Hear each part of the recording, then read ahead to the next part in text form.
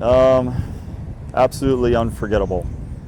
Just doing the normal thing that I've been trained to do, answer 911 calls. Call came out of a tornado striking up in Lakewood Park. We were several units and fire rescue responded to the scene. This was in Holiday Pines.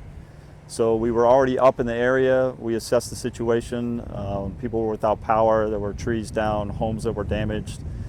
Nothing more urgent than that. And then all of a sudden we got word that there was another tornado approaching around Kings and Indrio.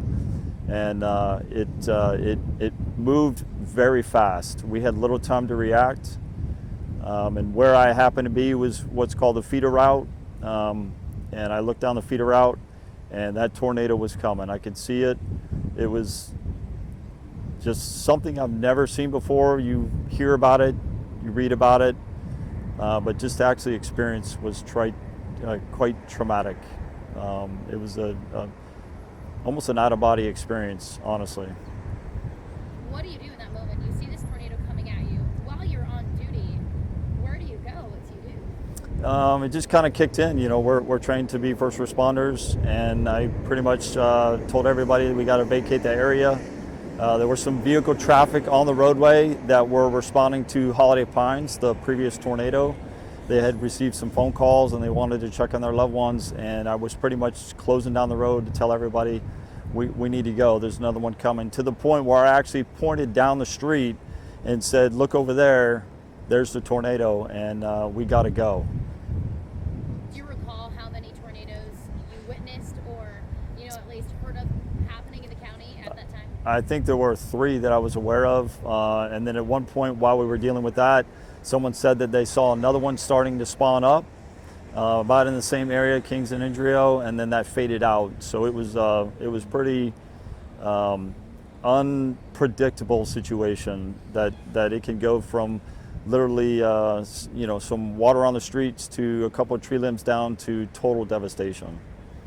Really, since 2 o'clock that afternoon, it seems tornadoes were spawning, cells were forming, and it was chaos, causing some damage throughout our 5-county area, Palm Beach County, the Treasure Coast, Okeechobee. But really, I think so many of us didn't realize that up until about 4:45, 5 o'clock, the worst was really yet to come, and that was the Spanish Lakes tornado, which we know now Yes. killed 6 people. Yes. For you, do you recall where you were when you started to realize that there could be fatalities? So I was actually on the feeder route, and I actually stopped in front of Spanish Lakes, and I directed somebody who was coming out to not go south. I told them to go north because as you look down the roadway, you could see the tornado. It's unforgettable. So we said, we got to go, we got to go. So we went farther north to block so nobody would come down the tornado, and it had crossed the feeder route and hit Spanish Lakes, and thus going into Indian River County. So at that point, I knew that we were free. And as I was traveling back southbound on the feeder route, a deputy had made it inside of Spanish Lakes and called out that there were that he needed some assistance, that there were some bodies down, people trapped, and I was second on scene, third on scene. What's going through your mind? You hear that call that says worst case scenario. I think looking back, you have a different perspective than when you're actually first in it and responding. So I think it was just a normal, natural response for me to engage. Who needs help? Who needs assistance? What do we need to do? Radio protocol. Just respond like we're trained to do. It's after the fact, when it's all over, that you kind of take a breath and you realize what just happened, along with the whole country was realizing what just happened. And that's when it really hits home. When you're driving through Spanish Lakes at first, obviously, we just saw so many of the homes are still standing and look very much untouched when you first enter the community. And it's not really until you get back to where the tornado hit that the devastation really registers. Do you remember what you first saw when you started clocking the damage and devastation? So I went into the development. I turned to the left because I had indication that a deputy was needing assistance. I knew he was to the left when you enter, because you can go left or right, as you're aware.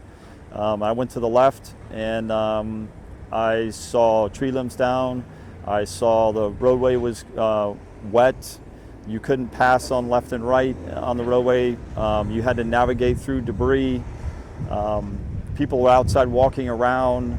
There were irrigation pipes busted with water shooting out. There was debris everywhere. Cars were moved off of their carports, and the street signs were down. So I literally stayed on the radio. Where are you? Where are you? What do you buy? What structure? And I was finally able to get to him. And that was part of the problem is that we're very familiar with that development, with street signs and names and that sort of thing. But when you take the street signs down, when you take structures down and you move stuff and trees and all that, it's like I had never been in that development ever before.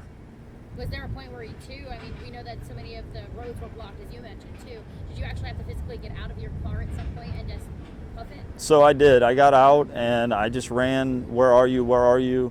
And just took action, and I was passing people. Are you okay? Yes, I'm okay. Anybody else inside? No, we're all okay, or they're not home. And what I was doing is I was heading towards the deputy that was out with a lady that had been trapped and needing rescue. So we were trying to get to him to assist him, knowing that rescue was kind of in the area, but they had bigger trucks and equipment that the roads were literally impassable. So I did have to go quite a distance to get to him. I have no idea how far, but I went through a couple roundabouts and streets and finally found him. And the whole way was nothing but probably 6 to 12 inches of water. When you got to him, walk me through what that looked like.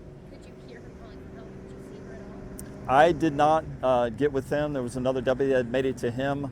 I had somebody else who was needing assistance. So I went to them. They had said that somebody was in this building. We went into the building. We were looking for them. We couldn't find them. So I just continued to search the buildings that were damaged. And obviously the people that were calling for help, or, we had one lady that was screaming for her husband. Come to find out he had just left to go help somebody, but she didn't know that. So she thought he had been taken away by the storm. So we were constantly just bouncing back and forth between destroyed homes, debris in the roadway, people calling for help. It's almost like a triage type situation. You mentioned that you did pull a few people from the rubble who now later passed away. Can you walk us through some of those scenarios and which victims they were? So I'd gotten to a mobile home that had been destroyed, and one was deceased, and that was confirmed. And I happened to be talking to some neighbors, and they said, well, he had a girlfriend, there was somebody else with him. We were like, okay, where do we start? It was so devastated. What part of the structure do we that we start looking in? And I think it actually was a neighbor that actually found her, and her name is Mary, and he alerted us, and there were several deputies that went over, including myself. We cleared a lot of the debris away. I was talking to her, telling her to hold on. She said she couldn't breathe. We were there with her. We had to, when I first got there and looked, I couldn't even see her. I'm like, where is she? Well, she's right there. You can see the top of her head. And I finally could see the top of her head. And we cleared the debris around her enough that I was able to kind of get someone underneath her. And we stopped. And the reason why we stopped is because the steel beam that supports the trailer had flipped up over. She was inside the trailer, and the whole thing had come down on top of her. And it was going across her lower back. So there was no way that we were able to free her. All we could do is try to comfort her. Kept talking to her, let her know that we were there. And a rescue personnel was on scene trying to get some heavy equipment in and some rescue equipment to try to help her. And due to the overwhelming debris on the roadway, the chaos and everything, they got to the scene too late. She had passed away. So really, she passed away while you were there comforting her? Yes, ma'am. That must have been hard. It was hard while I was there. It was very difficult. After the fact, looking back, I had somebody point out to me, you were there for a reason, and she didn't die alone. And having heard that and telling myself that and having other people comfort and share the same thing, I realized that even though I could not save her, I was at least there for her and she didn't die alone. And I have been doing this 18 years. I've been involved in a lot of different situations with dead people or people who are in a serious car accident, or life-threatening. Rescue comes in, they sweep them up, they take them off, and they can save their life or attempt to save their life. I can attempt to save their life. This was a situation, the first time in my entire career, that I became helpless, that I was unable to help her. But knowing that I was there for her till the end, and other deputies, that we were there with her and she didn't die alone. Have you been able to be in touch with her family at all? I'm sure they're so grateful. That is an extremely moving question. After the storm, we had a detail at the front of Spanish Lakes to assist with cleanup and security and that sort of thing. And there were two deputies. Two of us were up front, and I just happened to get the next set of cars, and I would talk to people, hope things are getting better. Some people would say, hey, I have power now. And one lady drove up, and I said, I hope things are going better for you. And she said, well, I'm from out of town. I'm here because one of my family members has died. And I asked who it was, and they told me her name was Mary. And I asked her to pull over on the side of the road, and I communicated with her, told her who I was. And I said, I'll be willing to share my story with you so you can have some closure. The family had questions. They didn't know what happened. And they invited me in, and we had a good conversation, and we were all able to become at peace with the situation. For you as a deputy, I'm sure that's got to be rewarding, knowing that while you were helpless in that moment, you made a difference in her life, and you made a difference in the lives of her family members who, now have to grieve her loss, but are able to have that peace knowing what happened and that she wasn't. Yes, and as much as it was for them, it was for me too. I was able to kind of get some closure to my situation. It helps me adjust to the situation, learn from it, grow from it, and any negative experience that anybody has ever had should be a positive experience. So I've taken this situation and I've turned it around, and it's a positive situation in my life. And Deputy Gerdes, this was not the only family you helped. I understand that you actually were with Victor Lanero, walking him through his own grandfather, Alejandro Alonso. Can you kind of walk me through how that actually took place?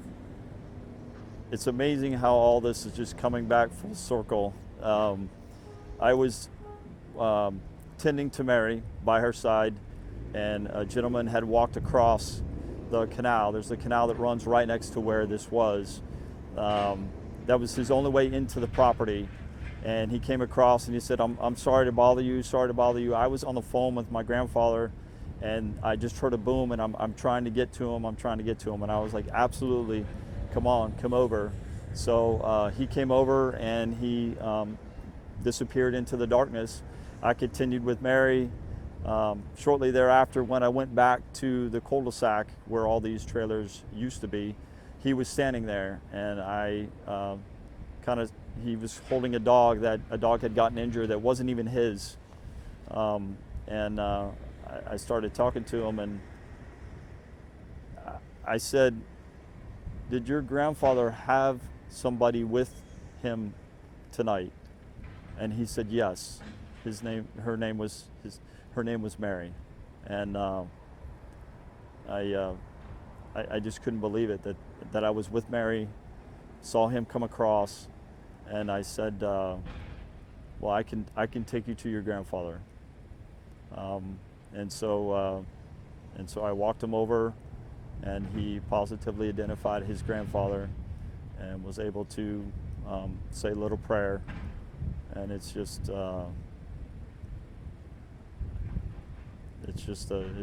truly, truly amazing, and such a horrific experience to go through. Yeah, Deputy Gerdes, I talked to Victor, and he told us about that same experience from his perspective.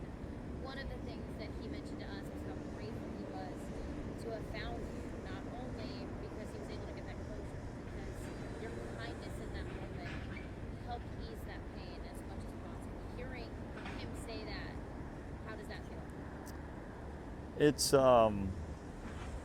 It makes me feel good. That's what I'm here for. We're in this profession to take that burden away.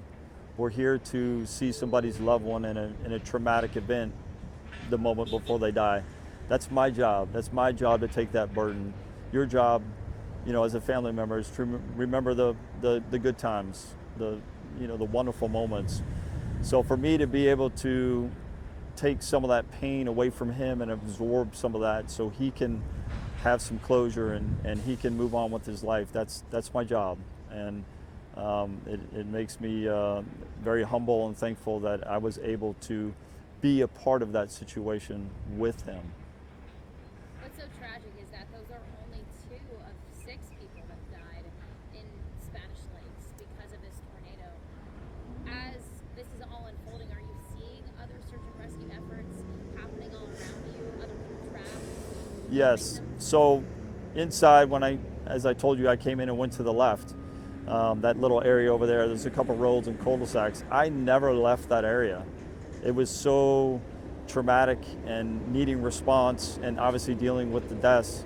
I never left that area, so I was able later on in the night, once we cleared that area, to speak to some of the other first responders and to hear what they went through and what they saw on the north side, a couple of streets over, rescuing people that were trapped, responding, and the things that they saw, the devastation, the trailers, and that kind of opened my eye that I had a small little role, and that was it.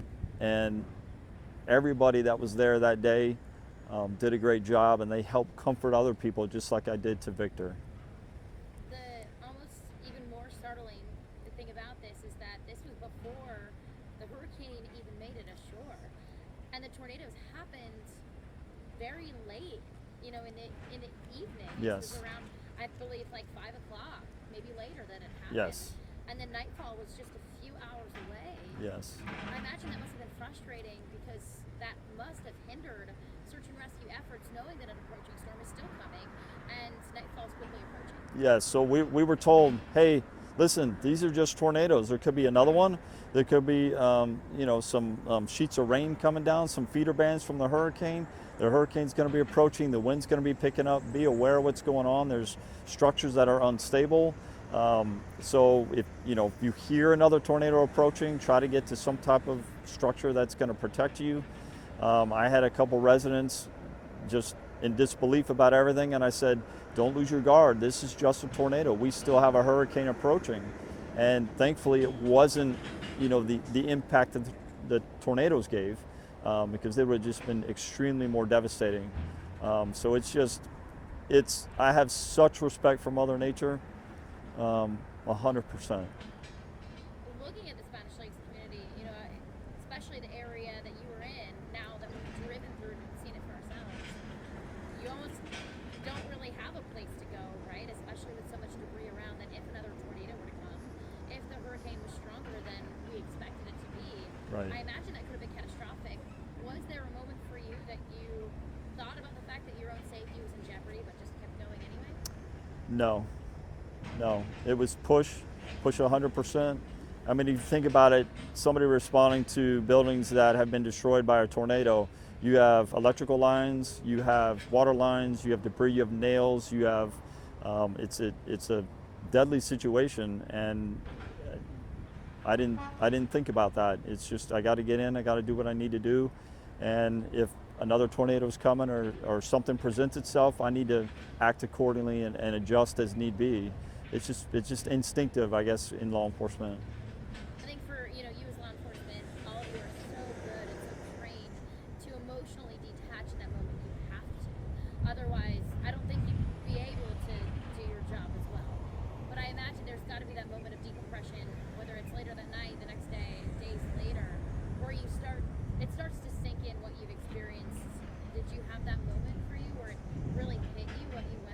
Yes. Yeah. It took. I mean, that night when we kind of finished up and it was time to go home, and then turn around and come back in the next day. Um, it started to sink in because all your stimuli is settling down. So literally what you're left with is what's in your mind. And you start recapping what occurred, to the point where you don't sleep, and you don't think straight. You're not as motivated. And that did occur. It just takes the people around you. The talking about it today is helping me about the situation, because if we don't share and we don't release that, it bundles up inside of us, and then at some point it's going to cause a reaction that we don't want as a person. So it's important to accept that and to grow with it and make that negative experience a positive experience. You know, I think for so many of this is going to be a milestone that forever is burned in our brains. We'll always remember and think back to that day, October 9th. You know, we'll say things like, we're a month out, we're a year out from October 9th, we're 5 years out from October 9th. It's been 10 years. Right. When we reach those anniversaries and we get farther out and we look back on that day, what do you think would be the thing that sticks with you the most out of that experience? I would say Mary. The helplessness that I felt, because I'm supposed to help people, and okay, I moved some debris from her, but she was totally trapped, which made me totally helpless. And I've never experienced that before, and that helplessness will probably stay with me forever. Again,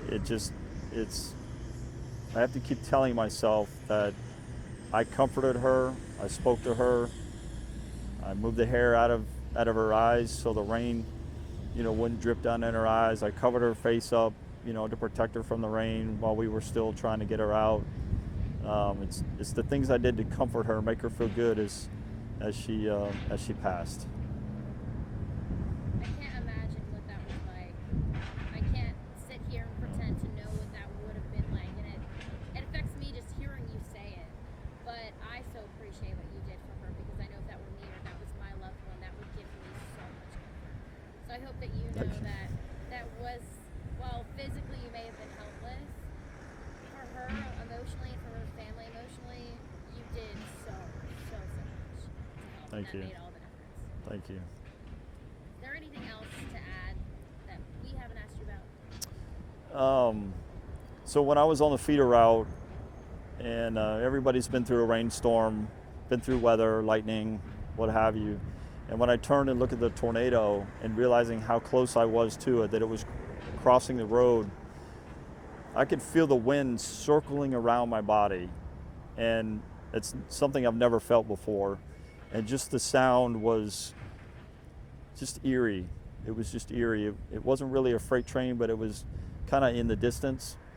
It's nothing I've ever heard, and the feeling of the wind circling around me and seeing that. So you put all that together, it was an experience I'll never forget. Do you remember around what time that was? And in my mind, I'm trying to piece together which tornado that might have been. Was that the Spanish Lakes? It was 5:10. Yeah. Yep. I think it was one of the biggest or the widest in the area or struck that day. I'm not sure, but it was huge. Knowing too that so many people lost their lives, so many others were injured, so many others lost their homes and their entire lives. Is there a level of gratefulness too that you're still here with us sharing this story?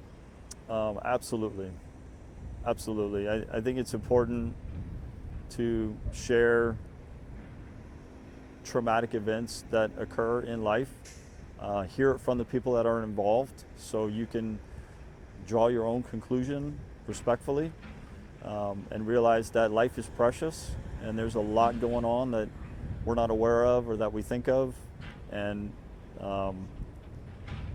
we in law enforcement, we're close to that, so to be able to share that so people understand that, hey, maybe next time there's a hurricane coming, maybe you board up the house and you leave. You take precautions Life is very valuable, and it can disappear very quickly. You know, I do think that as, you know, as a journalist, one thing we try to do is find the silver lining in situations like this, and something that we can learn from for next time. And I think in so many situations that I've been in, we found something that we can do better next time, whether it's as a government, as a news station, as a society. One thing we heard consistently from the victims' families was that many of them didn't want to leave their homes, but their homes weren't fit to withstand a tornado. Yes. Do you think, is this a learning moment that in the future maybe we take these storms more seriously? Yeah, 100%. I think people see it on the TV and they go, "Oh, that's just a hurricane." I mean, who would have thought tornadoes spawn from hurricanes? They do. Not many people know that, and because of the crazy weather pattern, it created a lot of uneasy weather. As the hurricane was approaching. So, having knowledge that these things can occur and taking the steps you needed to take to protect yourself and your family is very important. And there were people that had left and there were people that had stayed, and one house would be totally destroyed and I would be standing next to them, the neighbor that was totally fine. And it's Mother Nature. It's unpredictable, and we just hope that if we are in a Mother Nature situation, that we do come out alive, no doubt. Anything else to add?